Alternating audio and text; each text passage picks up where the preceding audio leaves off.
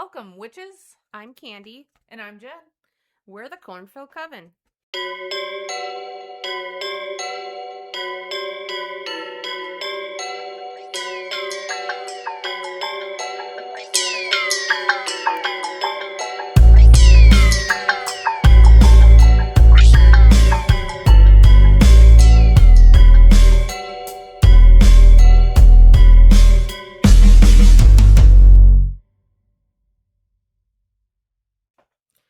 So today's episode, we're going to get a little strange. A little out of this world, as I might say. We're going to talk aliens. I have a couple of different gentlemen from Wisconsin, and these are just kind of not eerie, spooky. They're just kind of what the fuck moments. Like, it kind of like, I was kind of skeptical to do aliens. Like, I really want to do aliens. But I was skeptical because there's so many hoaxes out there. There are. That I just was hitting dead ends type of a thing. When I was little and I would come visit from the West Coast and stay at my grandmother's here, my uncle was huge into UFOs. I mean, I grew up on Star Trek. I was a Star Wars kid. I mean, I was a child of the 80s, so it was wonderful. But I remember coming and staying at my grandma's, and I was watching Close Encounters with my Uncle John, and he was wonderful. He made you laugh. He was one of those, he would go above and beyond. Yeah. We had our tinfoil hats. We had our fun. He planned this movie to a T. So we're watching it, and in the Midwest, a lot of small towns have the noon bell or the noon whistle. Yes. Siren. Never had that on the West Coast. So I remember sitting there, and in the movie, they let out a warning that the UFOs were invading, and they had their town whistle blow.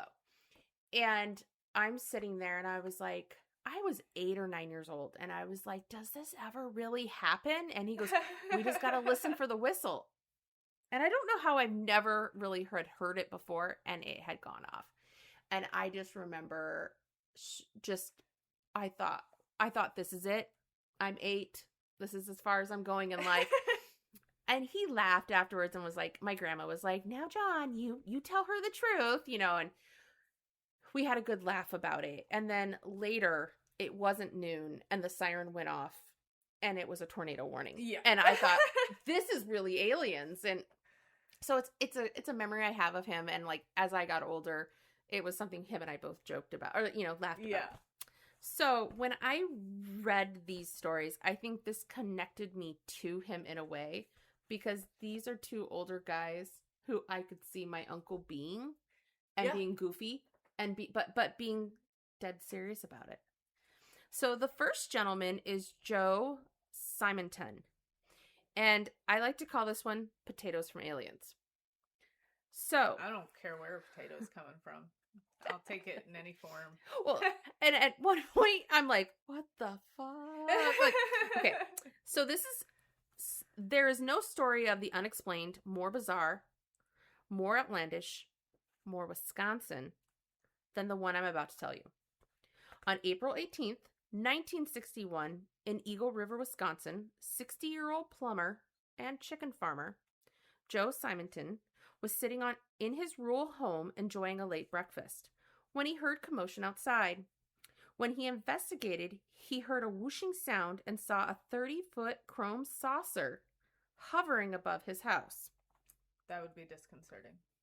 It just reminded me of like Chicken Little, but also in a way, did they choose his home because it was like in the middle of nowhere? Or did they just go, oh shit, there's a house below us? Yeah, I don't know. So the saucer eventually landed. Like on his house? Like in the field next to it. Oh, okay.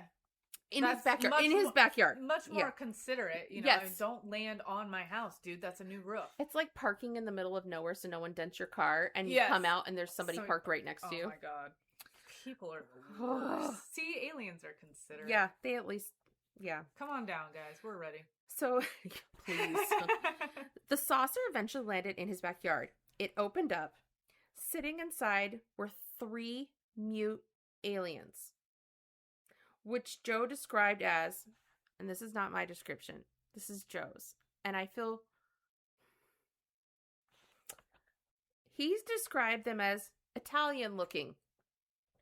Italian looking. Interesting. And wore tight-fitting black uniforms. So, I'm getting the Godfather vibes. But then with, like, Janet Jackson's Rhythm Nation. Yes. So, but I'm like, what was his view on Italians? Like, I don't know, like, were they good looking with great brown eyes and, like, I don't know.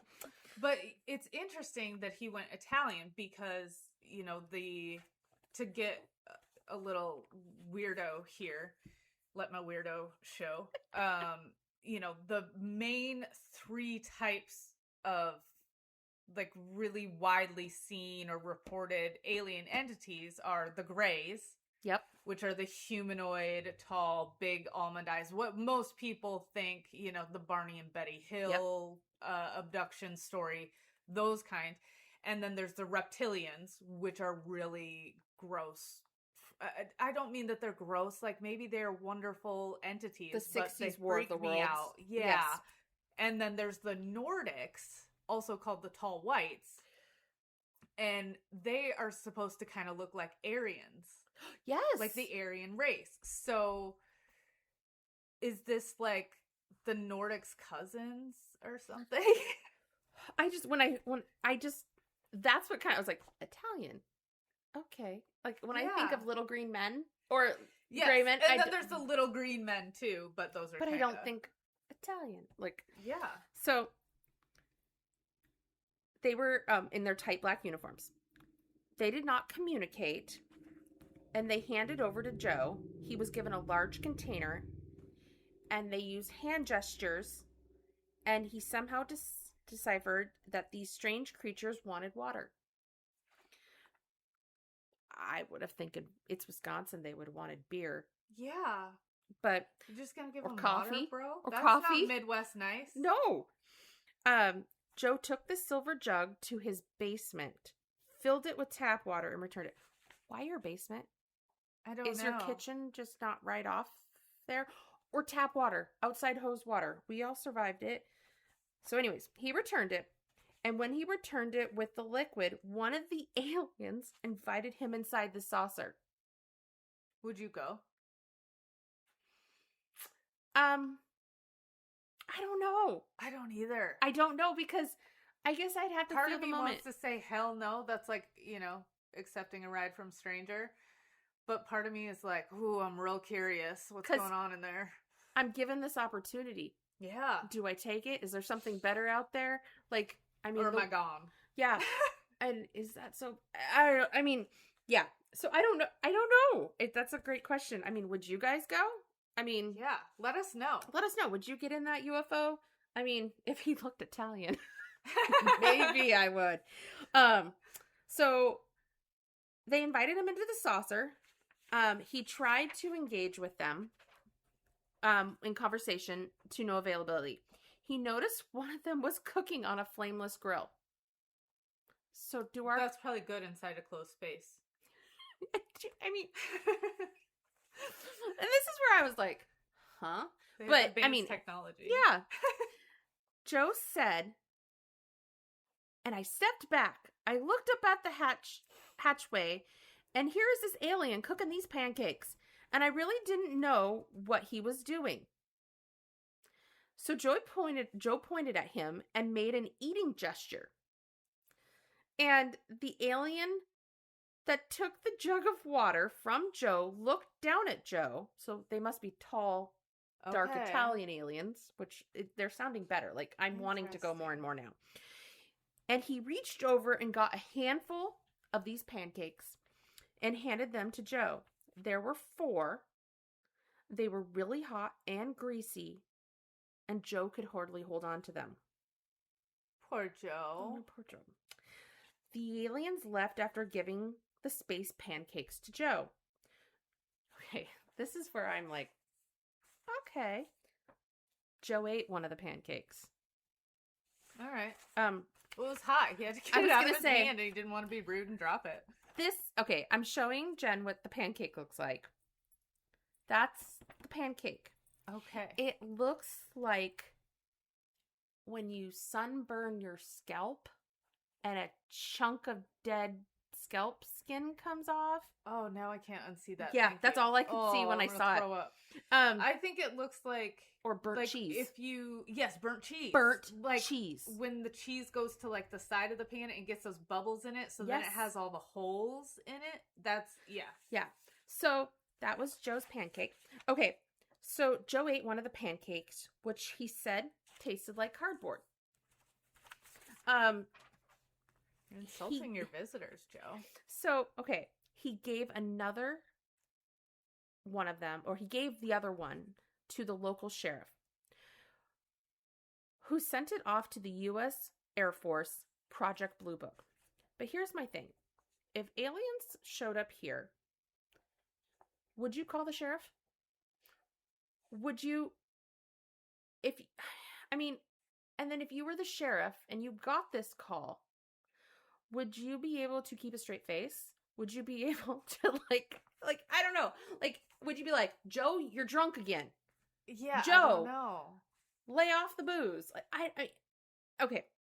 So I wouldn't be able to. I'd be laughing the whole time. I mean, if he sent it off, then I would have to assume that, Joe is not the town crazy. I was going to say, if he was not the town crazy or drunk, I could see believing him more. Yeah. But, so testing by the FDA and the Air Force found that the pancakes were made of buckwheat, soy, starch, bran, and sugar. Okay, so like normal pancake stuff. Normal pancake stuff. I mean, that's a lot of healthy, like, maybe that's why aliens are thin. Maybe that's why they tasted like cardboard, though. Right? Like, you need to up the sugar I was and gonna say- lower the starch. And this is the Midwest. Joe could have offered them some syrup. That's true. We've got some great maple syrup here, so. Joe was asked if he was scared, and he said no. No, he wasn't scared. And he doesn't scare easy. He used to be a deputy. He's done a lot of help in the town with the youth, so he's seen it all, he said. So, you can go online and find several interviews with Joe, and that he did with different television stations. Who knows if they are true, but it's certainly entertaining.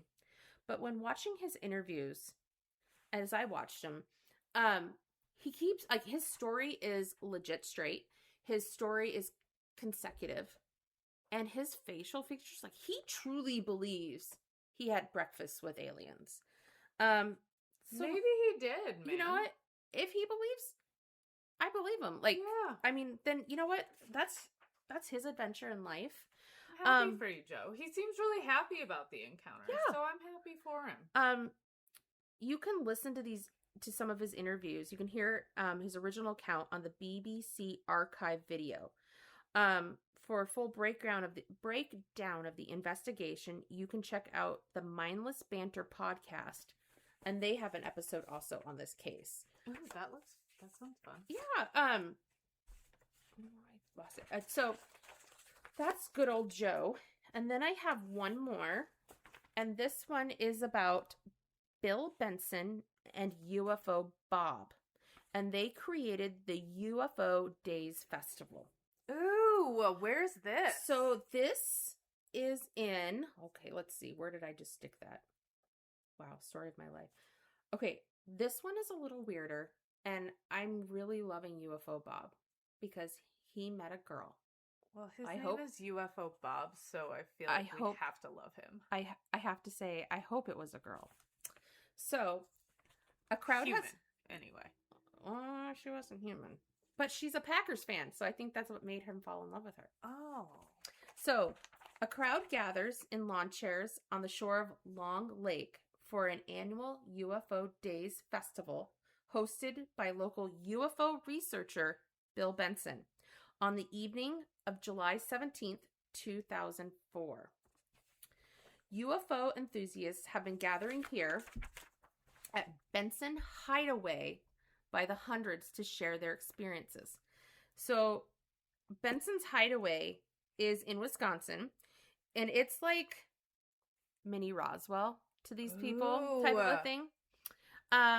So hundreds of people come to share their experiences with hopes of spotting something strange in the sky. They've been doing this since 1988. But this particular night in 2004, what's that? Did I just say 2004? Yes. Whew.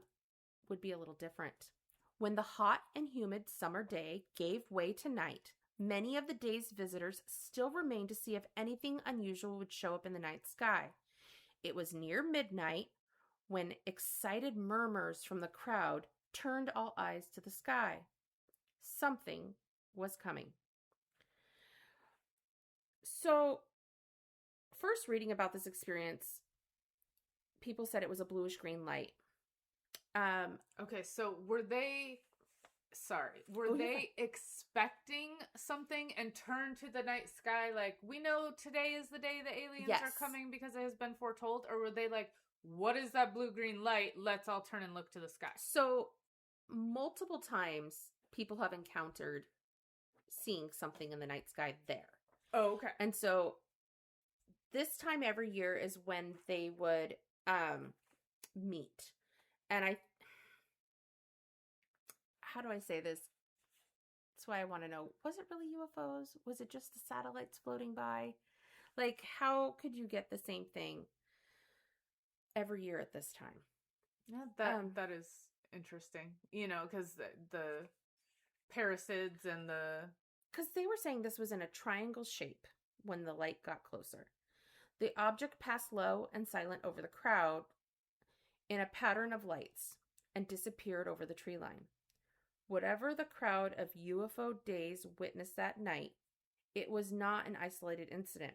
Mysterious orbs of flashing lights and strange objects in the sky are not uncommon in the area. So it's got like a vortex over there that attracts almost kind of like an Arizona desert. Yeah. And it's interesting. Maybe there is something just about that spot. Well, and it says here that a lot of skeptics come, and when they leave, they are turned into believers. Okay. So, well, and, if there's something, if it is some type of vortex or some place where it's more common, something about what's going on with the sun at certain times of year, right? The magnetic field, right? The placement of the Earth in relation to other planets, that kind of thing could open that up more. I don't know. If you've ever been... I just made all that up. If you've ever been to Mount Shasta in Weed, California. No. I highly suggest it. Go to Mount Shasta. Go to the top of Mount Shasta, or as far as up as you can go. I did it a few years ago. I went on a women's retreat. And when I lived over there. And I'd never been to Mount Shasta, and I went up there. There's something about the elevation. There's something about the vortex. There's something. You see the sky differently. I was sober. I was not on anything. We hadn't gone for the wine yet. No ayahuasca. And, oh my gosh. It was, you felt like you were in space. But the way the satellites moved, and there was things you're like, what was that? It was amazing. Like, anybody that's been to Mount Shasta, chime in. It's amazing. Then some guy came out of the woods with a didgeridoo, and it was even cooler. But then the wine hit. But that's like, so when I'm reading this, I'm like, that kind of reminds me of Shasta. So there is a long history of unexplained sightings over Long Lake and Dundee Mountain. And bar owner Bill Benson was always eager to share this with anybody who asked. So Bill's extraterrestrial-themed tavern, Benson Hideaway, was most likely the only place in Wisconsin where you could report a UFO sighting, seen an alien in a jar, and get a killer fish fry on a Friday. It's Wisconsin. It's Wisconsin. Alien posters, UFO models, tinfoil hats, and inflatable little green men adorn the interior. There was a scrapbook at the bar full of unidentified flying objects photographed in the area by Bill's friend Tim Hildebrandt, who spent many nights with his camera on the summit of Dundee Mountain capturing those images. Now, as a photographer, that's what I would be doing. Yeah. I would just be laying there listening to an audiobook and waiting for something to happen and call it work. But anyways, Benson's is located in the heart of the picturesque Kettle Moraine State Forest, an area known for hiking, camping, and fishing. Like all of Wisconsin. Yeah, and but Iowa it and seems, the Midwest. it seems serene, but unlikely setting for flying saucers and alien abductions. Nevertheless, decades of strange happenings have led locals to proclaim it the UFO capital of Wisconsin. Yeah. Visitors come from around the globe to get a glimpse of something otherworldly hovering over the rural community, and they would congregate at Benson's. Because why not? It's the cheers for the UFO crew. It's like you could walk in going, so the time I got abducted, someone else would be like, was it Steve, the UFO, like, alien? And so, I mean. No, it was Jerry. Oh, it was, fuck Jerry. Anyway, Okay, Jerry. Bill's unusual interest began in the late 1940s. He once said in an interview, when he was a child, crop circles appeared in an oat field about 4 miles from his home. The farm was owned by relatives of Bill in the area near the Dundee, known as the Jersey Flats. I'm almost wondering if the aliens were attached to Bill. Because they came around when he was little. They came to his bar. They're like his guardian aliens. Yeah. Later, during his time serving in the U.S. military, because this is why I was curious, because he was serving in the U.S. military in Vietnam. Bill personally witnessed a large, bright light moving unnaturally in the distant sky while on guard duty one night. I saw a strange orange light dancing off in right angles, flashing quickly, twisting and moving rapidly, he told Fond du Lac reporter in 1993. But for Bill, the seminal moment came in 1985 when a circular object hovering near his neighbor's farm on Vista Drive in Dundee kept frightening the cows.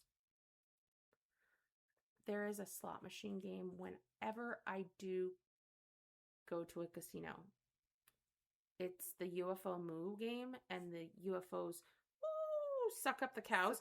Totally, like, when I was reading this, I started laughing, and I was like, I don't go often. Like, don't mess with the cows. Right? I'm like, they're so sweet. It's like cow tipping to another extreme. They're also delicious. So it would frighten the cows out in the pasture and into the barn. Another neighbor witnessed the UFO from his car while driving down the road.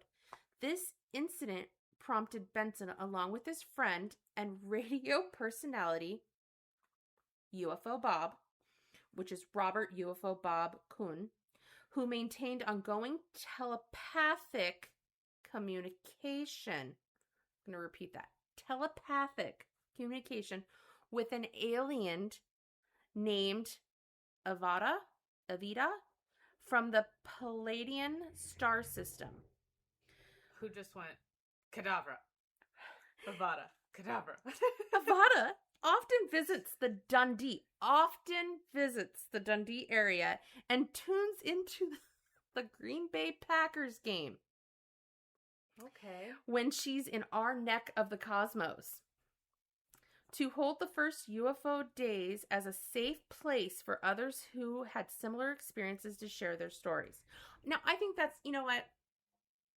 I laugh about it. But there are other people who truly believe. And you know what? Bill and Bob were giving these individuals a place to feel safe. So I'm like, yay. But man, I would want to come just to listen. I'm a people watcher. So I would. So UFO Days continued on for more than 30 years as a popular annual event. And Benson's enthusiasm for aliens was known worldwide.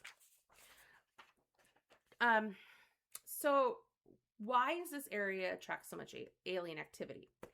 Dundee Mountain looms high above the tree line in the southern end of Long Lake.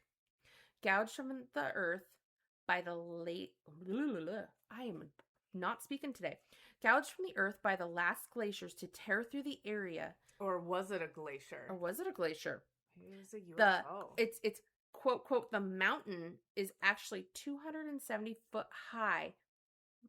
Moulin Kame, Moulin Kame formation, made up of sediment left behind by the glacier when they retreated over 10,000 years ago. And depending on who you ask, it may be the source of the area's mysterious activity. So whatever the sediments are. It's like the mystery spots.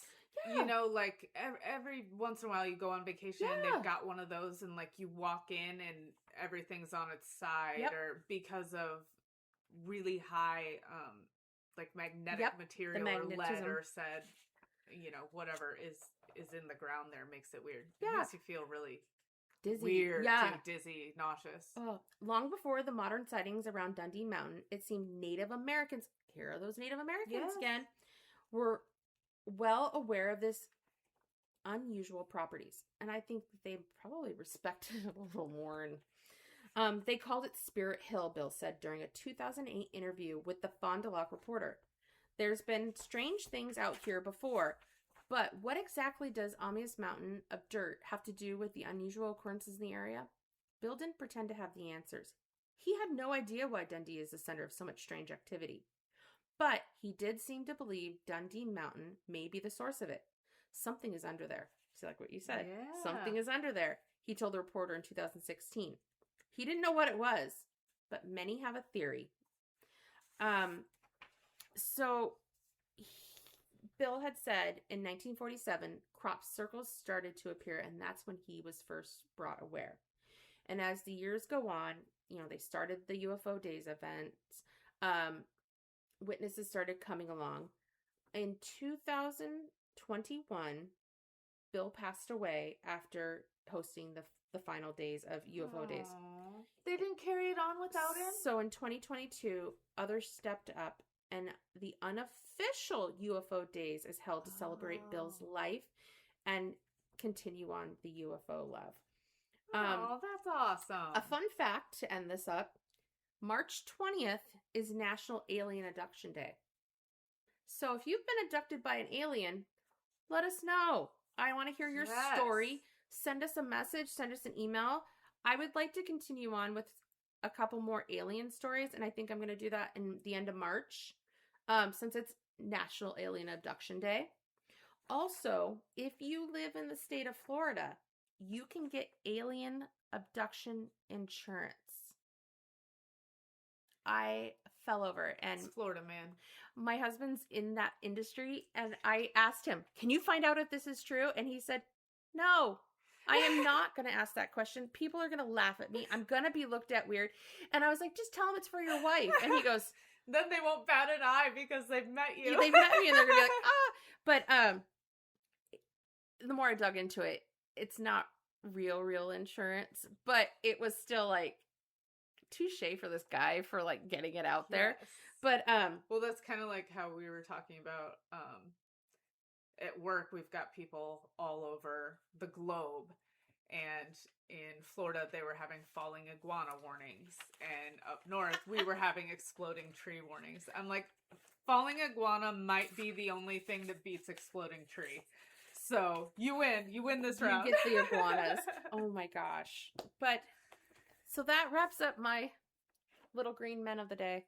Oh. Or, excuse me, Italian-looking aliens of the day. Italian-looking aliens. Oh my gosh. Because in our second story, was there any reference to like what type of alien it was or anything? It's just, they're non-discriminatory. They love all aliens. Yes. That's lovely. Did you ever watch Bones?